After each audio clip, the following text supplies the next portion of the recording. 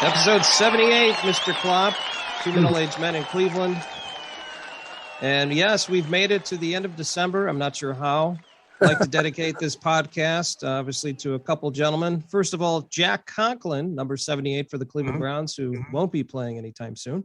And a famous Cleveland football player that I think, as I say the name, you'll remember this guy, Carl Harrison. Oh, I was just thinking that. Yeah, absolutely. Part of the 1980s, late 80s team, right? Certainly was. Yeah, one of my favorite players. He shares that number with a few other great players. Anthony Munoz, he was pretty good. Yep, sure. Bruce Smith. Yep. And Art Shell, who I believe was the first African-American head coach in the NFL. That's true. That's very true. Very cool stuff. But Ted, we're not going to talk about COVID. There's a lot going on. We talked about that last week because both you and I had it, but you know, our show is not dedicated to COVID. It's to entertain. Nope. So you talked to me before the show and you kind of mentioned that you had some really funny obituary you wanted to bring up. Is that correct? Periodically, people will write obituaries that are, not just, he was a beloved this and that, and, blah, blah, blah. So I saw this and I thought, we need to share this. So this is the obituary for Renee Mandel Corin. This is what it says. I'm reading this. This is direct from the obituary now. A plus-sized Jewish lady, redneck, died in El Paso on Saturday. The bawdy, fertile, red-headed matriarch of a sprawling Jewish-Mexican redneck American family has kicked it. This was not good news to Renee Mandel Corin's many surviving children, grandchildren, and great-grandchildren, many of whom she even knew and in her own way loved. There will be much mourning in the many glamorous locales she went bankrupt in. McKeesport, Pennsylvania, Renee's birthplace and where she first fell in love with ham and atheism. Fayetteville and Kill Devil Hills, North Carolina, where Renee's dreams, credit rating, and marriage are all buried. And of course, Miami, Florida, where Renee's parents, uncles, aunts, and eternal hopes of all Miami Dolphins fans everywhere are all buried deep. Renee was preceded in death by Don Shula. There will be a very disrespectful and totally non-denominational memorial on May 10th, 2022, most likely at a bowling alley in Fayetteville, North Carolina. The family requests absolutely zero privacy or propriety, none whatsoever, and in fact encourages you to spend some government money today on a one-armed bandit at the blackjack table or on a cheap cruise to find our inheritance. She spent it all, folks. She left me nothing but these lousy memories, which I and my family of 5 brothers and my sister-in-law, nephews, friends, nieces, neighbors, ex-boyfriends, Larry King's children, who I guess I might be one of, the total strangers who all to a person loved and will cherish her forever. Please think of the brightly frocked, frivolous, funny, and smart Jewish redhead who is about to grift you, tell you a filthy joke, and for Larry King's sake, laugh. Bye, Mommy. We loved you to bits. Outstanding. That's really not much to say. That is for Renee Mandel Corin. My gosh. Yep. How about that? Got to have a good sense of humor. There's no doubt about that. Size Jewish lady redneck. Cutting right to the chase. She kicked it. There you go. Right to the chest. All right. Speaking of kick it, what else we got coming up today? Coming up on this week's show, we have good news about a man who loves to build toys and then share them. We have a Misspeak of the week, and you can probably guess who it is. Oh, boy. Our Cleveland sports expert, Dusty Sloan, is here to talk about another great Cleveland sports moment. And staying in sports, Steve Muehlhausen from DAZN, DAZN.com, will get in the ring to talk about Cleveland's Jake Paul. Our Cleveland historian, John Grabowski, is here as well with more info on something about Cleveland you might not know. And we will talk with the founder, owner, and CEO of Jib Machine Records. It's a record company based right here in Cleveland. All that plus Botox being used in a beauty pageant of sorts, but the competitors in this one aren't people. I'll explain in Klopp's Klips. That and more coming up. Oh no, not a dad joke. What is the favorite Christmas carol of every new parent? Favorite Christmas carol? Not sure. Silent Night. That joke was horrible. Cleveland! This is for you! Another edition of Cleveland Sports History. This will be an interesting one as we bring in our Cleveland sports historian, Dusty Sloan. And it has to do with Paul Brown from November 15th of 1970. He was the head coach of the expansion Cincinnati Bengals. And this had to be a tough one. He defeats his former team, the Cleveland Browns, a moment he calls his greatest victory. What can you talk about in that contest where Paul Brown was victorious over the team that he established and then establishes another team and beats that team? Well, the one thing that people have to remember about 1970 is it was the first season post-merger. So the Cincinnati Bengals started life in the old American Football League, played a couple of seasons there, and then was integrated into the NFL with the rest of the AFL to basically make the AFC. So both teams come into that game at 3-6. So it wasn't like the Browns were the Browns of when Paul Brown was coaching them, obviously. So there was a good chance that they were going to win the game, and it was in Riverfront Stadium. So you combine those two things together. Now the Browns, interestingly enough, led the game 10-0. And then the Bengals scored a touchdown in the second quarter, touchdown in the third quarter. But this was not an offensive gem by any stretch. And the Bengals won the game despite turning the ball over 3 times. They lost 3 fumbles. But as most Browns fans know, when you have Mike Phipps as a rookie quarterback, Oh boy. it didn't much matter who was on the other side. And the Bengals did have a pretty good quarterback back then by the name of Virgil Carter. So Paul Brown, obviously, Art Modell encouraged him to seek employment elsewhere, which was a move that many Browns fans didn't appreciate. And one might say, I don't know, what do you think one guy came out better in that overall, for lack of a better term, feud? Well, if you remember, the Browns, once they let Paul Brown go, they did win a championship in '64. And we all know that's the last one the Browns won. Mm-hmm. By the time the early 70s rolled around, the Browns weren't nearly as good as they were in the 50s and 60s. In fact, it took an awful long time. And it took Sam Rutigliano in the late 70s, early 80s to get the Browns back even into a playoff posture. And one of the reasons for that is, and I keep going back to Mike Phipps, rookie quarterback in 1970, we all know who his draft rights were traded for. That was Paul Warfield. So that set the team back quite a bit. But obviously, Paul Brown wanted to come back. And one of the things he wanted to do was beat his old team. And he didn't have to waste much time in doing it. No, absolutely not. Well, the part that's very interesting is we look at some stats from that game. The coach for the Browns at that time was Blanton Collier, who obviously is certainly a famous coach for Cleveland Browns history. But I guess the part that gets me, Dusty, is you think about, we talk about Art Modell and, obviously took the team over. Unfortunately, you hear about these things. He was part of the reason Jim Brown left. He's part of the reason, certainly Paul Brown left. And then he was obviously the part of the reason the team left. Do you think, people always have positive things to say about Paul Brown and all the innovative things that, certainly he did for the NFL game and the things he came up with. Do you feel as though Art Modell was one of those guys that at the end of the day, he's always going to be looked down upon just because of everything that happened and all that? Specifically, let's be honest, letting go probably one of the greatest coaches ever. Well, certainly. And my stance on Art Modell has softened over the years. And it's only because of my Christian faith and not because of anything Art Modell did.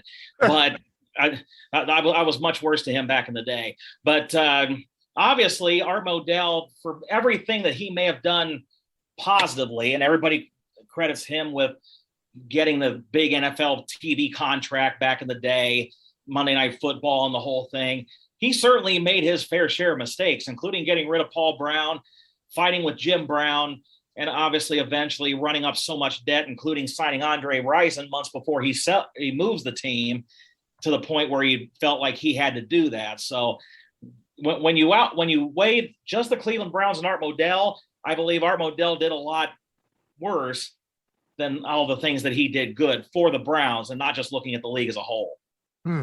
Yep. Yeah. Well, we can talk about Art Modell another time. This is, we're talking about Paul Brown, one of the great coaches who, the team down south, their colors are the same. Their uniforms were quite similar. Really, the main difference was the name on the side of the helmet. Yeah, they enjoyed going with just the Bengals across the helmet until they went with the stripes. That wasn't very creative. The stripes look a lot better these days. Yes, they do. Well, luckily that Paul Brown did come up with the Cincinnati Bengals, because at this point in time, 2 consecutive years, it seems like it's turned our current Cleveland Browns around. So we appreciate Paul Brown doing that. We appreciate him coming up with the Cincinnati Bengals, so our team can just get right up there and play a little bit better. Well, Dusty, great memories of 1970. Paul Brown, one of the most historic coaches, period, in the NFL, as he created the Cincinnati Bengals. We appreciate the time, sir, and wish you well. Thanks, guys. Cleveland! This is for you! Ted, we have some great news and some good news. A Okay. 95-year-old Pennsylvania man continued his tradition of making wooden toys for Christmas. Ed Higginbotham made 300 of them to be given to kids in the Fayette County area. The World War II veteran has been doing this since the 1980s, and estimates he has given away at least 3,000 toys since he started. Wow. Higginbotham says he just loves to make the tractors, trucks, and other toys from rough wood and then give them away. Wow, that's really, really sweet. That's very, very cool. 95 years old, 95, still making toys for kids. And he's still woodworking and giving the stuff away. Does he have another name? I don't know. I mean, Santa? That's kind of what I was thinking. Yeah. So, Saint Nick? I don't know. Saint Yeah. Nick. And by the way, thanks for your service too. Oh, by the way, defended the country in World War II and now makes toys for kids. Yep, certainly I a mean, person for others. What else? What does he serve hot meals at the shelter too? I mean, holy cow. Wow. Unbelievable. Pretty impressive. Someone certainly to look up to. So hats off to Ed Higginbotham, who's made over 3,000 tractors, trucks, and other toys from rough wood for many years for kids. That is some good news. Blah, blah, blah. Blah blah blah. Blah, blah, blah. Blah blah blah. Blah, blah, blah. Blah blah blah. Blah, blah, blah. Our guest today is a musician and now an owner of a record label, a Cleveland-based record label, Jib Machine Records. We're going to talk about the Cleveland music scene. We're going to talk about running a record label, all kinds of musical things. So let's talk with John Charlie Templeman, or JT as we going to call him here. So JT, thanks for your time. Tell us about Jib Machine Records. All right, guys. Well, thank you for having me.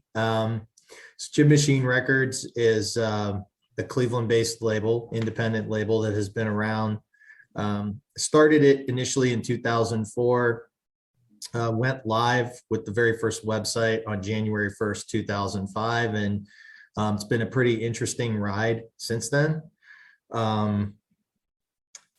Currently, we have quite of eclectic, varied roster, ranging from bands that are, not very well known and are in the process of building their fan bases, all the way up to, some very established artists that have done well in the music industry.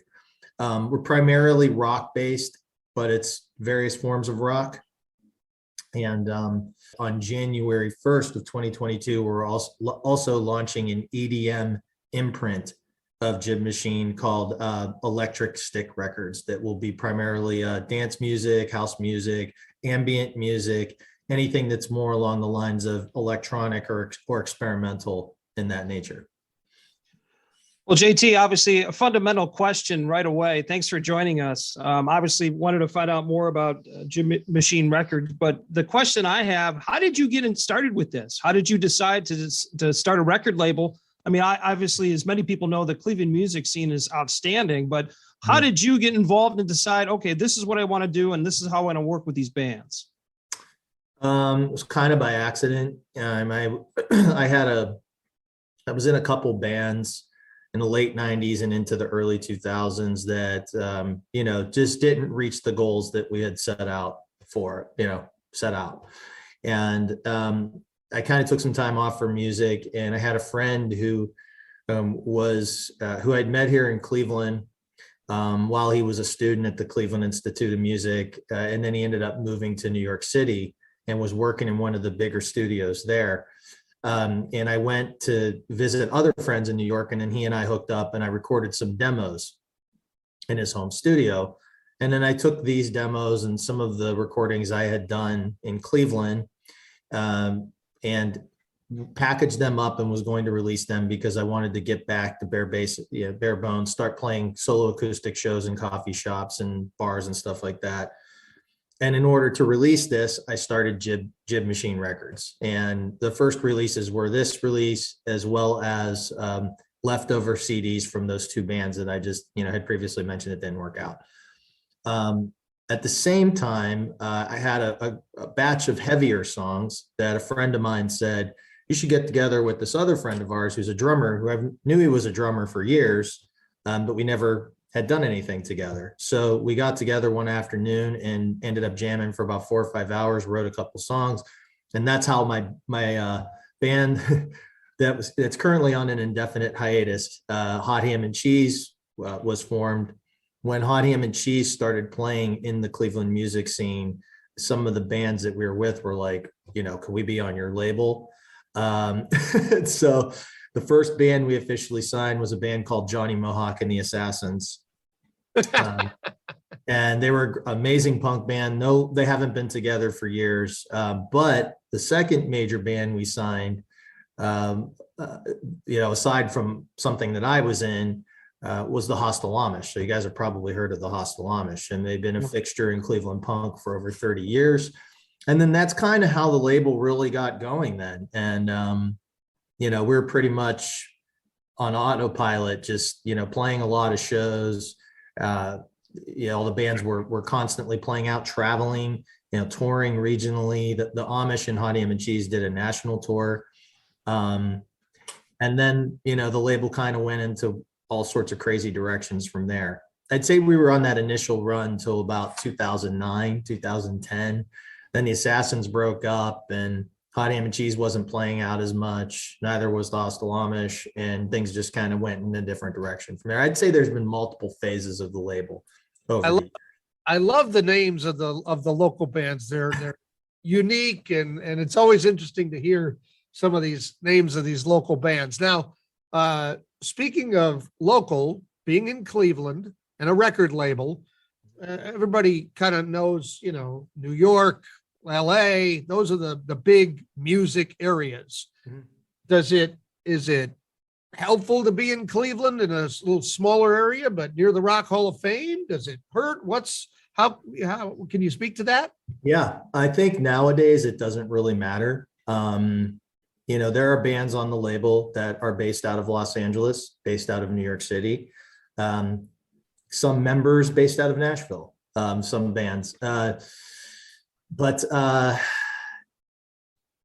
what's interesting is in the summer of 2020, Jib Machine signed a distribution deal with a company called CPI. It's physical and digital, domestic and international distribution.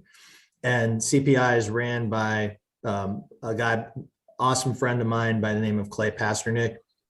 Clay's been in the music business since the late 60s, and he's been based here in Cleveland since 74.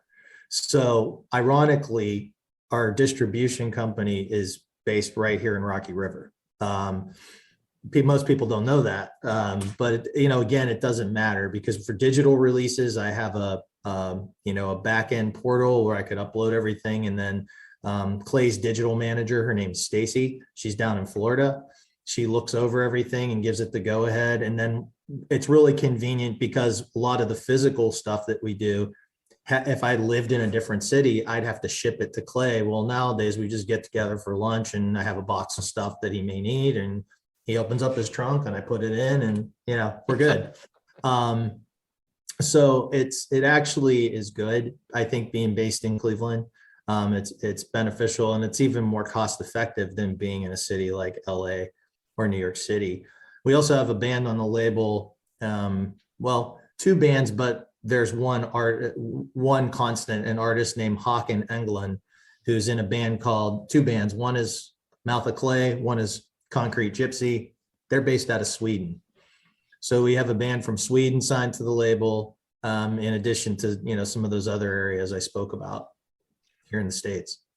JT, I did some research. I try to sound intelligent when I do these interviews with people. So I found there was a 2 CD set that kind of talked about all of the different Cleveland music and all the different artists. It's called Green 15. Mm-hmm. It's 30 tracks. I'll be honest with you, I'm super interested in that. Can you talk about this CD and kind of what's on it? Yeah, so Green 15 was a compilation we put out in 2019 to celebrate the 15th anniversary of Jib Machine. There are tracks on there. It kind of gives you a really big picture of the label, kind of historically, as well as, now in the present. There were songs on there that bands had just released, or, so there were some unreleased tracks on there that have since been released, but they were, songs on forthcoming albums of some of our artists. There were some historical classic tracks like Johnny Mohawk and the Assassins' American Punk is on that, which is one of the classic songs, I think, that was more popular songs that Jib Machine ever released in its history. There were also some just weird side projects on there from not only me, but other members in main bands on the label, some of their side projects, and some friends of the label were on there too. People that aren't signed to Jib Machine, but there's a band on there called The Natch that was based out of New York City that that Natch was a newer band that a couple of the members in that band had, but they had been in a band called America's Sweetheart that used to tour. And they would play here and hang with us here in Cleveland, and then we'd go to New York City and play shows with them. And so it was just friends of the label too. So I wanted something that was representative of the past, the future, and kind of where things were going. And so I compiled Green 15, and that's, that was an enjoyable album, and it got really good reviews. What was interesting was there's a couple reviews that stand out from that one. Some guy in Scotland reviewed it, and then a reviewer in New York City reviewed it. And they both pretty much said the same thing, which was, we never really heard of this label, but there's some really good stuff on here. You're not going to like all of it, but there is definitely something for everyone on here, depending on what your musical tastes are. So check it out. They both pretty much said almost exactly the same thing. And one was coming from, Europe, and one was from here in the States and, in New York. So, Green 15 was something I'm pretty proud of. It's probably one of the better compilations we put out. So, JT, what's next for Jib Machine Records, and where's the name come from? The name is just kind of a we've always told people that it was a big crane. Jib's a big crane, and we're going to come and we're going to ram you over with our music. But that's the public version. It's kind of a private thing. Okay, fair enough. Okay. What's next for Jib Machine? What's next? That's a good question. This year, like I said, we signed the deal with CPI in June of 2020. And because of that, there was a lot of work involved with moving the catalog over from not being physical, but digital too, moving the catalog over from the distributors I was using to CPI. And plus with COVID, I just kind of pushed all the releases back and put a lot of things in this year. And so Jib had 18 releases this year. Wow. Next year, And those are a combination of physical and digital albums, singles, EPs, it varies. Next year, there's not going to be as many releases, but we have some big things coming up. Recently, I partnered with a couple folks that I work with in the music business to sign an artist out of Australia. She's her name is Cleo Alexandra, and she's basically a rocker, in vein of like Pat Benatar or someone along those lines. So her album will be coming out next year. I also have a band signed to the label called Red 37, a power trio. And they got a couple well-known members. Their singer, guitar player is JJ Ferris, who's in Slam and Gladys, which is a band on the label. And he does all sorts of stuff out in LA, session work and whatnot. And the bass player is Matthew Nelson, who's one of the Nelson twins, one half of the Nelson twins. So you're really excited about that record. Just power trio, straightforward rock and roll. And it is awesome. It is powerful. I can't wait to get that out there to the world. Like I said earlier, the launch of the EDM branch, Electric Stick, the imprint is launching January 1st. And I've been working on it since I left. Well, I shouldn't say left. We keep saying it's over, but it's an indefinite hiatus of Hot Ham and Cheese. Right after Hot Ham and Cheese played their last show in November, a couple months later, I started working on a solo record right before the pandemic, really kicked in. And I finished that up at the end of the summer this year, and that's coming out in February. I record under the solo name J Temp 13, and my new album's called America or Bust, and that's coming out February 25th, 2022. Okay. So there's other things, but those are some of the main things right off the bat for next year. And we'll just keep moving forward and see what happens. Well, JT, we appreciate the time. If folks want to learn more about Jib Machine Records, website, social media, where can they find you? We're on, jibmachinerecords.com. We actually have a new website that's going to be launching in January. Right now, if you go to jibmachinerecords.com, there's a link to direct you to a page called Merch Bucket, which is our online store where you could buy t-shirts of bands, buttons, stickers, downloads, physical albums, cassettes, vinyl, whatever it may be.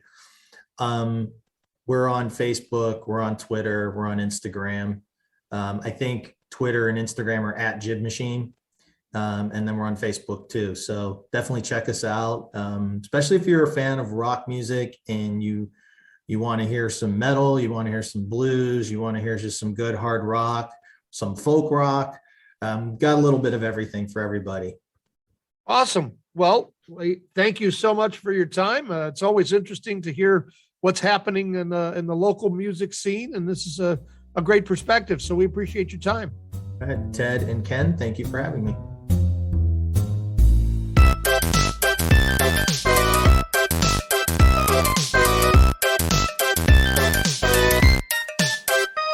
Ted, time for another edition of You Can Really Buy This.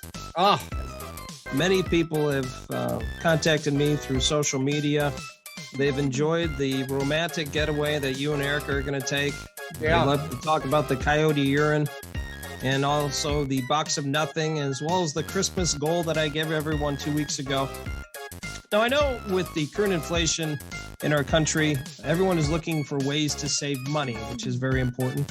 So I thought it'd be a great money-saving way to talk about items that you can buy cheaply as opposed to more expensive. So I figured many people would appreciate this.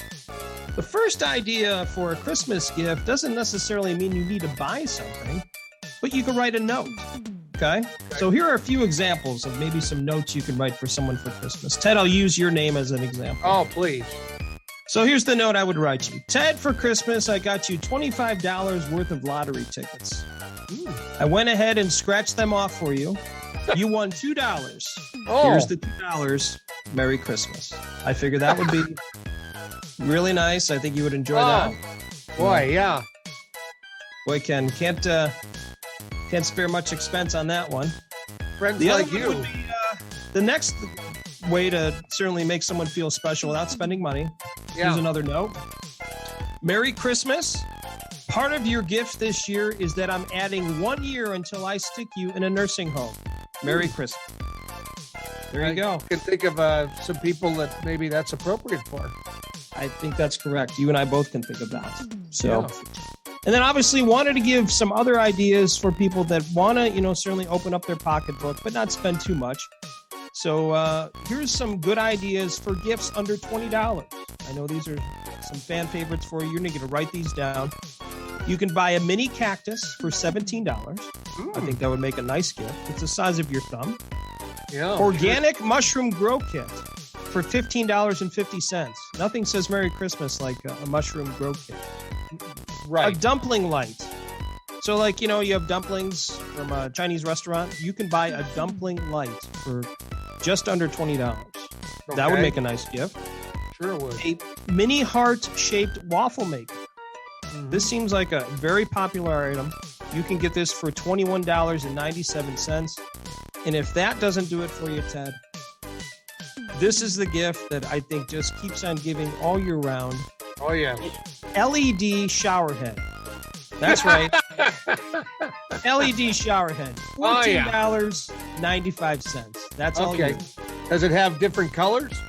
Of course it does. Okay. Changes it to the colors you want, and Oh, I'd be amazing. Yeah. I know you and Okay. certainly the rest of the family would enjoy that. That's the Yeah. gift that just keeps giving all year round. So all here right. you go. Write some notes. A bunch of items under $20. Just trying to help everybody out before the Christmas holiday this week. And once again, Ted, you can really buy this. All right, time to get in the ring. Steve Muehlhausen from DAZN, DAZN, is back with us. And instead of pro wrestling today, we're going to talk about the big fight over the weekend. Jake Paul from Cleveland knocked a guy out. At least that's what it looked like. Steve was there. I guess, first of all, what's the reaction to Jake Paul? Are people taking him seriously? Is he a big draw? Tell us about his perception at the fight. The draw part, massive attraction beyond Canelo Alvarez. He's the biggest attraction here in the United States, and you can make a case he is one of the biggest attractions worldwide in all of boxing, and you have to give him. And I was just in a meeting, and I was talking about this, and he sold over 18,000 tickets. Wow. Just kind of wrap your head around that, guys. It's different. People are like, oh, can he draw outside of Cleveland? Cleveland's his home base. How can he draw outside of that? And they chose Tampa, and he sold over 18,000 tickets in Tampa, Florida. Beyond hockey and football, there's not many events that come to Tampa. There's just not. There's no basketball. There's no NBA team. You got the Rays. I apologize, but no one goes to their games for some reason, which is a whole other conversation. But he's a draw. He's a mainstream attraction. He clicks that younger demographic, and I was just saying this on the call that he hits that 12 to 34 demographic. There are a lot of young kids there. Kids that were dressed up nice. It wasn't just kids wearing a t-shirt, a pair of shorts, and a pair of flip-flops. These kids had the hair done. They were wearing the Armani suits and the pants and the dress shoes. Wow. And I'm like, these kids are younger. And I'm like, what is going on here? But, you see a lot of social media influencers, and it's a totally different demographic. And the amazing thing was, I got to the venue about 2.5 hours before the main card started. So there were prelim fights going on. Prelim fights, there's no one there. You had a good, probably 10,000 people for the second fight of the night. It's like, and it was like that in Cleveland, and I've covered a bunch of other fights, and it's not like that. 95% of the fights, everyone shows up. Second fight in the main card as you get closer to the main event. So he's a mainstream attraction. He is a star. Whether anyone likes it or not, he sells tickets. He's a mega star. He is a big attraction, one of the biggest attractions you can say in all of sports, not just in boxing. In terms of the boxing public is starting to warm up to him. Boxing's, and you guys know this, boxing's an older demographic. It's hard to, that's why I think Jake Paul's so good for boxing, because he's hitting that younger demographic, which boxing needs it desperately. He's the guy I think that can, like him, Canelo Alvarez, Gervonta Davis, those are the guys, Ryan Garcia, are guys that can get this younger demographic, the social media age, into the sport, and he's good for the sport. I mean, people are finally coming around. You're going to have people out there that don't like him, but that's with any athlete. People hate Tom Brady. How can one hate Tom Brady? You guys got that in Cleveland with Baker Mayfield. Baker Mayfield hits that demographic to where he's hitting that younger crowd that people want to go to the stadium and they want to go watch him play. Yeah, it's Cleveland, Ohio. Don't get me wrong. I like Cleveland now, but people don't view Cleveland as good as we do. So you have to give him his credit. You have to give him his due. He's putting in the work. He's taking this more seriously than I even thought he would. He's got a legit boxing team around him. He's got a legit his manager and the guy he runs his promotion with is one of the reasons the UFC sold for $4.2 billion. He's around a smart businessman. He's surrounded himself with very smart people. He knows what he's doing, whether anyone likes it or not. He's great for the sport. He is a legit attraction. Only way I was going to go and leave my home again the rest of the year if it was for a mainstream attraction. Jake Paul got me to Tampa. I'm glad I went. It was a great event. The fight wasn't pretty at times, but at the end of the day, everyone got what they wanted to see, and they got to see a knockout. Steve, certainly Jake Paul is a huge name here. You kind of mentioned it, him being from Cleveland and having his previous fight here in Cleveland, certainly fighting Woodley, he was a guy that stepped in 2 weeks, outside of the fight because he was supposed to fight Fury and Fury had a broken rib, so on and so forth. You talked about boxing. You talked about how important he is to this sport right now. Do you think he stays in boxing? And this is the reason I asked. Here's my question. There's been all this banter between him and Dana White and UFC fighters. Do you ever see him maybe necessarily, I'm not going to say step up his game or get out of the boxing ring and step into the cage of the UFC? I know you cover UFC as well. What's your thoughts on that? He said, what day was it? God, I'm forgetting the day off the top of my head. Thursday at the media press conference. He said he's going to do a fight. So because he's got an amateur wrestling background. Him and Logan are, and this is the thing that people don't understand either. These Paul brothers are athletes. Mm-hmm. They were in collegiate wrestling, football, track and field. These are very athletic guys. No one wants to give them that, but they have that athletic background. Jake and Logan were really good high school wrestlers. And Jake went on, and Logan went on to wrestle at the University of Ohio for a short time. So he's a great athlete. Jake Paul can wrestle. Jake Paul said he's already talked, and I talked to where Khabib Nurmagomedov trains, American Kickboxing Academy out in San Jose, California. And I talked to the coach. The coach also talked to ESPN and said, yeah, we've had conversations. We told him, whenever you're ready, we will train you. You have a place. So that's a more matter of not if, but more of a when question. He's only 24. Mm-hmm. He's got plenty of time.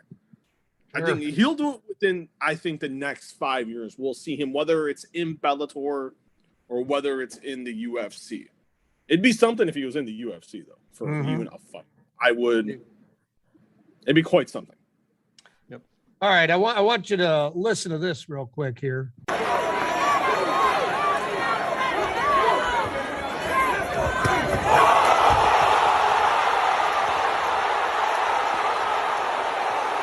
So that is the sound of the 6th round when Tyron Woodley, Jake Paul hit Tyron Woodley and Tyron Woodley hit the mat.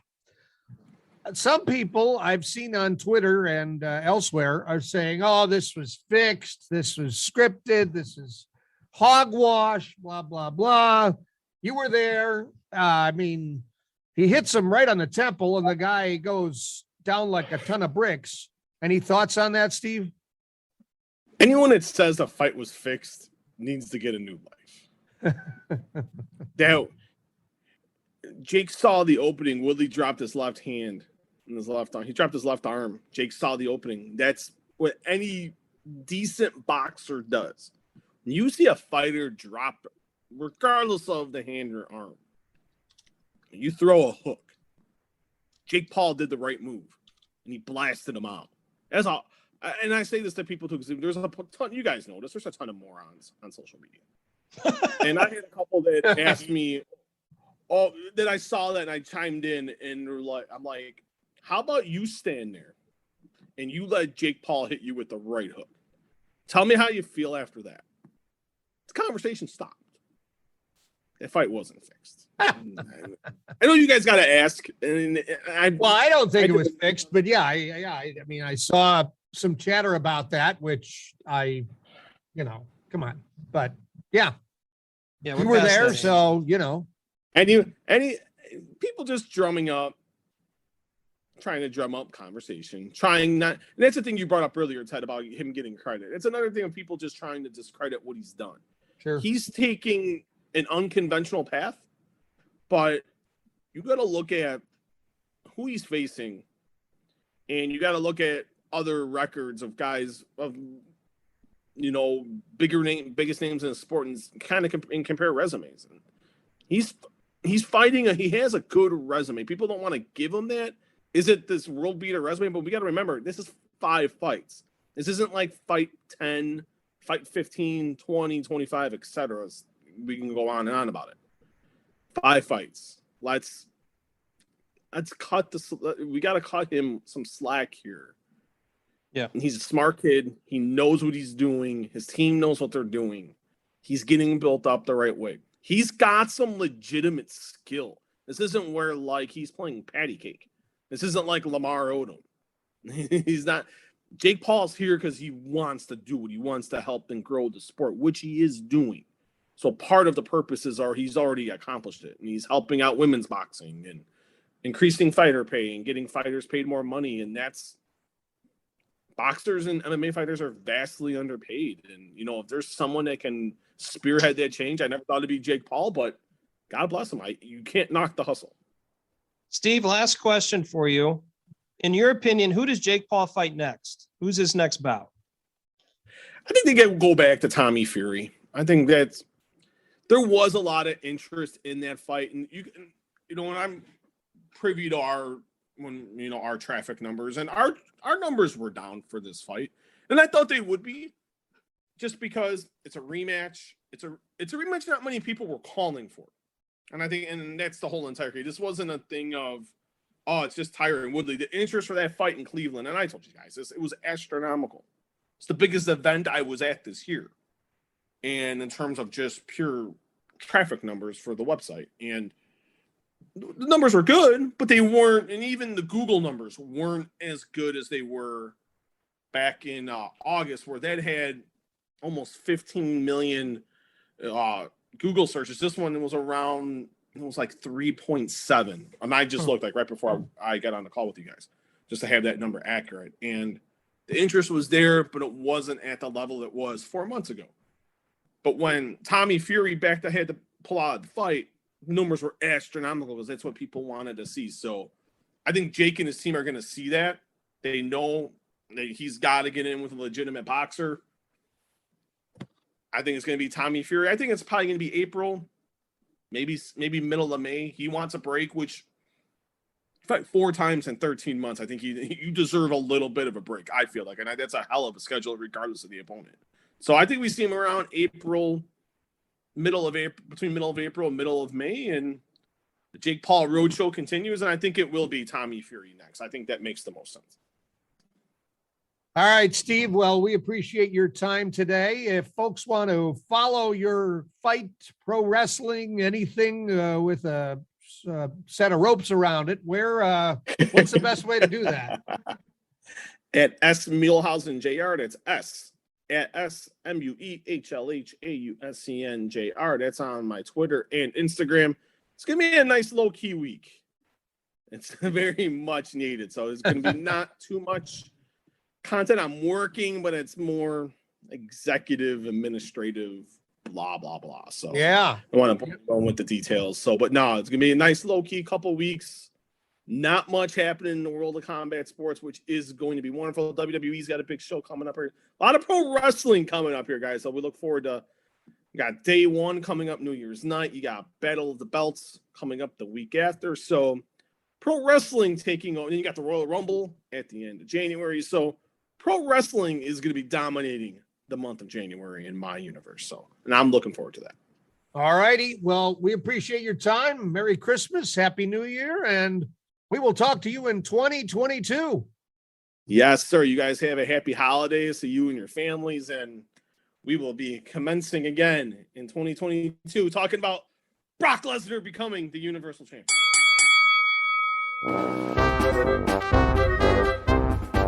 Misspeak of the week now. On Friday of last week, guess who? President Joe Biden gave the commencement speech at South Carolina State University. He got a little mixed up on job titles here. All kidding aside, of course, President Harris is a proud Howard alum. Sorry, sir. There's a reason people address you as Mr. President. You are the President of the United States, Mr. Biden. So, yeah, little confusion there from the Commander-in-Chief. Yeah. Okay. Yeah. That is the Misspeak of the week.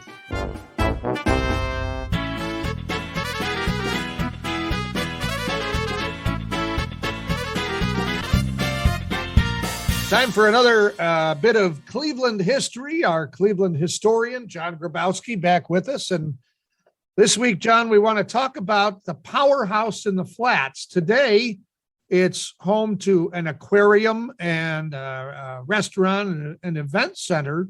But the name Powerhouse, to me, would suggest that it used to have some form of power that it generated. What can you tell us about the history of this most unique structure in the Flats? Well, it goes back to a day when you could make big bucks in urban street transportation. And as Cleveland expanded, people needed to get from here to there. And so initially it would be horse cars on rails. And then by the early 1890s, electric streetcars came in. And there were two men who made big money in street transportation at that time. One was Marcus Alonzo Hanna, the man that we now remember as sort of the Karl Rove of the late 19th century. He managed William McKinley's presidential campaign. He became a senator, but he was he used the term entrepreneur, and he knew that buying street railways people needed to get from one place to another. So he began buying street railways, and then he bought a series of Woodland and the West Side Railway, which connected both sides of the town, and wanted his own electric plant. And so he had this designed by John Richardson, a Scots architect in Cleveland. So he did the Perry Payne building, the Bradley building as well. And it was used to power his streetcar line. And as streetcars grew, basically the network grew, you got conflict. And one of the people that was in conflict with him was Tom L. Johnson, who would become the reformed mayor of Cleveland. And Tom Johnson cut his teeth, made his money, made his fortune on electric transportation, streetcars, invented the modern see-through fare box. And so the streetcar expansion was so great that by 1902, they put an addition on. So there are actually two structures there. And Richardson designed the main structure to look like a sort of a European factory building. So it does have this character to it. And you probably know it's, this powerhouse and other ones that power the streetcars. But eventually what Tom Johnson wanted to do was to get all these privately run companies, which would eventually merge into single Big Con and Little Con privately owned companies. He wanted them to be municipally owned. And he wanted the people of Cleveland to be able to travel by streetcar with free transfers and at a 3-cent fare. And he staked his fortune and he staked his mayoralty on it. And he never quite got what he wanted. Eventually, the Taylor grant gave the operation of the streetcars still remained privately owned, but they were overseen by the city, and that would become the Cleveland Transit System, fully municipally owned in the 1940s. By the 1940s, streetcars were on the wane. Buses were coming. Buses were more convenient. And 1954 is the last streetcar in Cleveland. That's long after this plant was producing power. So for many years, it was just empty. Wow. As the flats turned into an entertainment district, at least 3 times in my memory, this began to be the Jacobs Company. The Jacobs Company bought it, and it's the home of the Cleveland Aquarium. It was, comedy clubs there, there are bars there. It's become a different thing. So if you walk down in that area, there's a lot of parking around it. Remember, there are always plants. There were railroads that came through that carried the coal in. And electric transportation is great, but remember, the powerhouse generates it, and it generates it by burning coal. Yes. Yep. That's so funny. You mentioned about the parking, because obviously a lot of people park there to go to Jacobs Pavilion and things like that. So that obviously makes sense. John, are you surprised, or were you surprised that building made it so long? Was there ever plans to knock it down and do something else, or is it just way too big and they said, we'll just use the structure? It just hung on there long enough, I think, into the 60s. I mean, it was decrepit at one point. It took a lot of repurposing to get it in shape. And by the 60s, I mean, you're looking at the first renaissance of the flats in the late 60s was driven by Herb Strawbridge at Higbee's. And you got, Fagan's, you got some of these original bars down in the flats. So it was a working class stevedore area that began to get a little ritzy on the edges.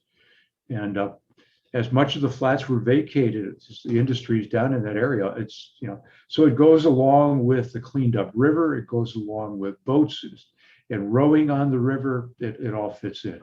I think the cool thing is that the aquarium in there, they basically left all that industrial brick and all the piping in there. So you get a sense of where you are. You really are in the powerhouse when you're in the aquarium. Absolutely. Yeah. They've done a nice job with keeping the history of the building still there. And of course, the smokestacks are still there, which is a neat thing to take in as well. Well, John, we appreciate the time, and we thank you for the information on the powerhouse in the flats. Thank you, sir. The most trusted name in journalism, Klopp's Klips.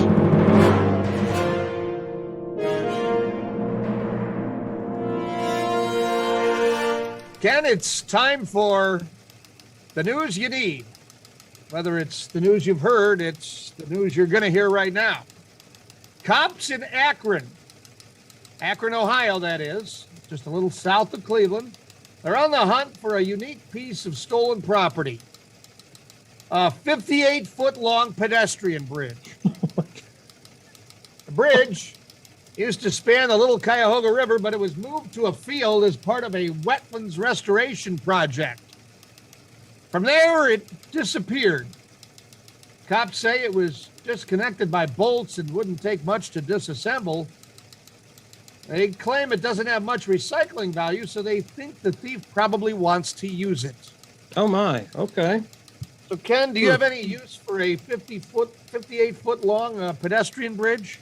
No, I guess the only usage I could think of, and probably be heavy as ever, you can use it as a ladder maybe, but other than that, I'm not sure what you're going to do with it. Mm-hmm. All right. Well, Saudi Arabia's King Abdulaziz Camel Festival kicked off earlier this month. The breeders of the most beautiful camels compete for some $66 million in prize money. Whoa. Like other competitions, there is cheating sometimes. Botox injections, facelifts, and other cosmetic alterations to make the camels more attractive are strictly prohibited. The winner is based on the shape of the camels' heads, necks, humps, and postures. This year, the investigators disqualified more than 40 camels saying breeders stretched lips and noses, used hormones to boost muscles, injected heads and lips with Botox, inflated body parts with rubber bands, and used fillers to relax faces. Nothing is sacred anymore. Nothing. Not even the camel competition. Nothing sacred. Can't believe it. And finally, a Las Vegas man is in hot water. Cops say Matthew Hancock used a limo to drive through 2 metal fences surrounding McCarran International Airport. Then he pulled alongside a jet on the tarmac and got out of the limo. That's when he apparently put on a clown mask, told her workers he was going to, quote, blow this place up. Oh, boy. Then he got back in the limo and drove away. When cops caught up with him, he surrendered without a fight, telling them his plan was to steal a jet and fly to Area 51 to, quote, look at aliens. Sounds like Mr. Hancock might need some testing in many different ways. Test him for everything. A lot going on there. And we got a lot going on here as we close out this week's collection of Klopp's Clips.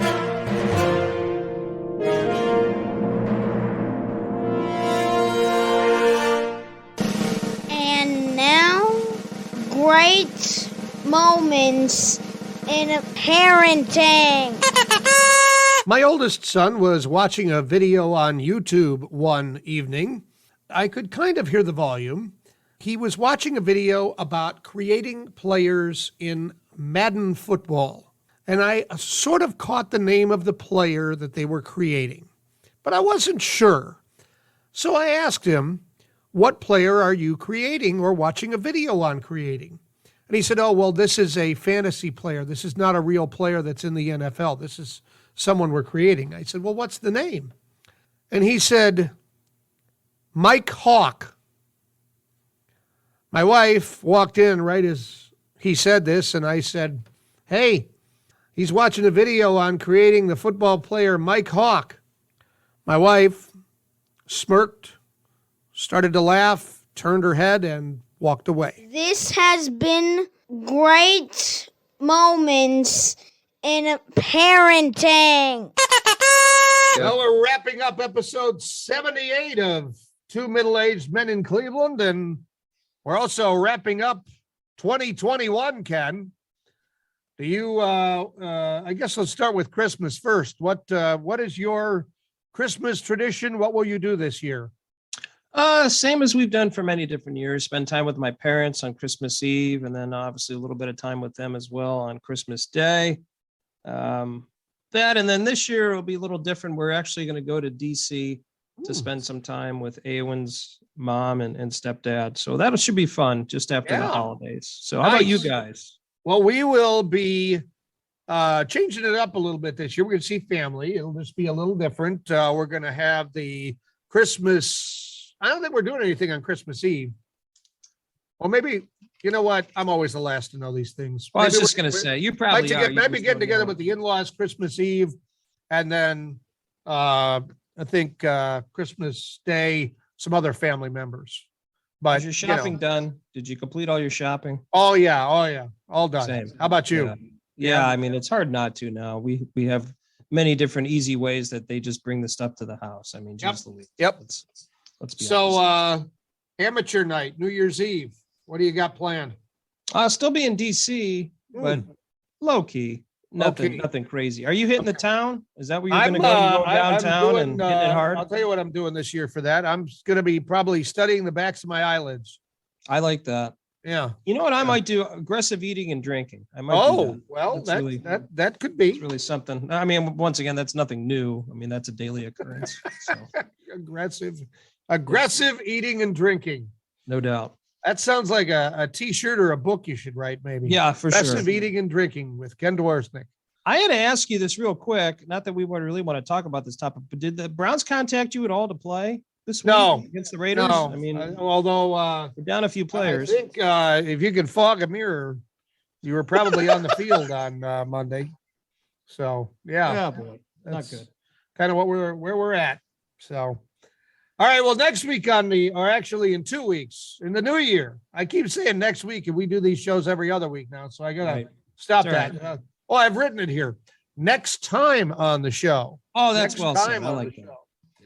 So next time on the show, 2 Wednesdays from now, Larry Jorgensen. He's an author. He's written a book called The Coca-Cola Trail. It's kind of an interesting trip through the history of Coca-Cola, told in all of the different cities that Coca-Cola has history in, where it was developed, where different things have happened that have made it the global phenomenon that Coca-Cola now is. So that'll be an interesting conversation. That'll be great. Looking forward to that. And I imagine he could probably talk about some memorabilia, because I know Coca-Cola memorabilia is a big deal. So Oh that'd my be gosh, fun as well. Coca-Cola. Yeah. Coca-Cola signs and all that stuff. Yeah, that can be big money. Collectors love that stuff. I've never figured out, there's some Pepsi stuff that's collectible, but not the way Coca-Cola is, at least not to my knowledge.